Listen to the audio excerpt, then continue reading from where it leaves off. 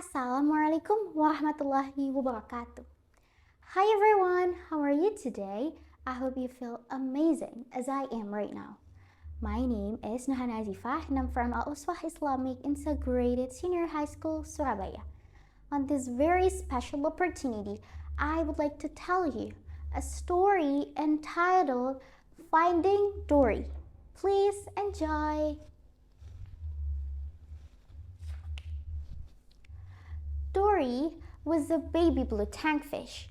She lived with her parents, Jenny and Charlie. But Dory was not like other fish. She was suffered from short-term memory loss.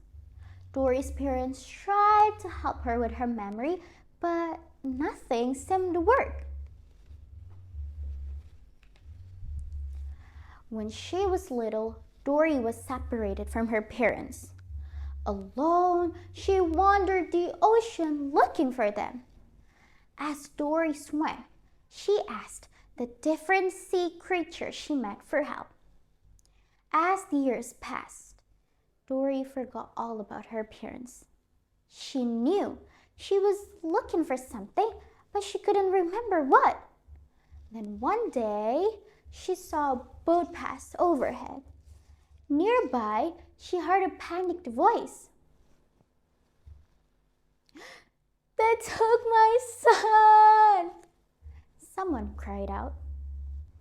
"My son! Help me, please!" The voice was coming from a clownfish named Marlin. He was looking for a boat that had taken his son, Nemo. Dory knew which way to go. "Hey, I've seen a boat," she told him. "Follow me." Together, Dory and Marlin traveled across the ocean and brought Nemo home. Returned from their adventure, Marlin invited Dory to live with him and Nemo on the Great Barrier Reef. Dory was very happy in her new home. One day, she and Nemo went on a class field trip to see the stingray migration. The stingrays were going home. Dory swam after the stingrays, but she got too close to the edge of the reef. She was pulled into the undertow. As her whole world went black, she had fuzzy memories of her parents. When Dory woke up, she had a strange feeling. I remembered something. I actually remembered something, Dory said excitedly. Something important. Marlin asked her what it was, but she couldn't remember. But Nemo had overheard Dory muttering about the jewel of Mojave, California. And when Nemo told her what she had said, it triggered another flashback. "My family! I remember my family!" Dory gasped. "They're out there somewhere! Let's go! We have to go!" Dory raced off, but Marlin pulled her back. "No, Dory," he said. "California's all the way across the ocean. How come every time we're on the edge of this reef, one of us is trying to leave? For once, can we just enjoy the view?" Dory looked at Marlin sadly. "Please," she said. "All I know is that I miss them. Do you know what that feels like?" Marlin sighed.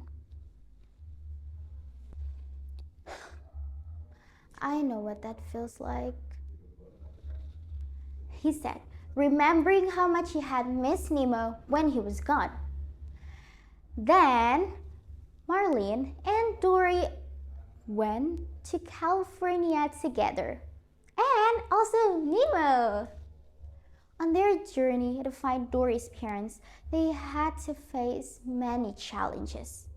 A giant squid chased the three of them, but they managed to survive. Not for Dory.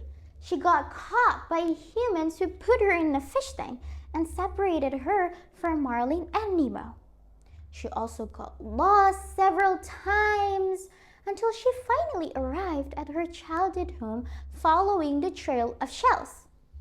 But sadly, her parents weren't there. She knew for a fact that her parents had tried to find her and never came back. Dory realized that her parents were gone. "I don't have a family," she said sadly.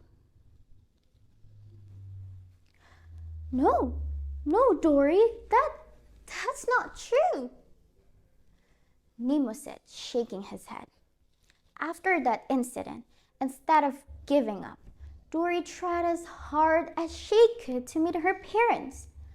Long story short, when Dory was exploring the sea in confusion, she saw traces of shells and decided to follow it. In the distance, she saw two figures moving toward her. It was her parents. They were overjoyed to see Dory. They pulled Dory close and smiling through their tears. "It's you! It's really you!" Dory cried.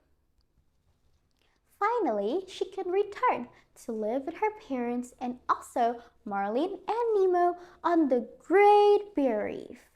One day, Marlin followed Dory to the drop-off. He was worried that Dory would get lost or forget where she was going. Dory stopped at the edge, looking into the vast blue. Then she turned to Marlin and said, "I was just enjoying the view." Marlin settled next to her and turned around. "Wow, it really is quite the view." Dory looked behind her, and there her combined family gathered together and smiling at her. She had a feeling that she would remember this moment forever. So, my dearest friends, the moral message that can be taken from the story is, no matter how hard the obstacles and failures we face, we must never give up. Don't let obstacles and failures bring us down. There is one quote that I remember from Orson Welles. "If you want a happy ending, it depends, of course, on where you stop your story." Well, I believe we can create our own happy ending if we keep on trying and be brave. That's all from me. I hope you can learn something. Thank you for your nice attention, and let me close with Wassalamualaikum warahmatullahi wabarakatuh. Goodbye.